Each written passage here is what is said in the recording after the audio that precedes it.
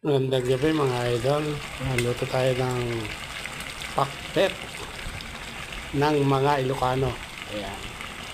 Tingnan nyo yung mga ingredients mga idol.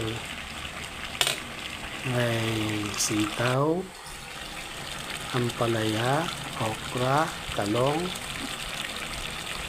at ang pinakamalasa sa lahat yung isda na pinirito mga idol. Yan. Konting bagong. Tapos mekos lang. Ay, okay na. Yan. Ganyan magpakbet lang mga idol ng mga Ilocano. Yan. Kumukulo na. Ilang saglit lang yan mga idol ay luto na. Yan naman ang aming kanin. Yan.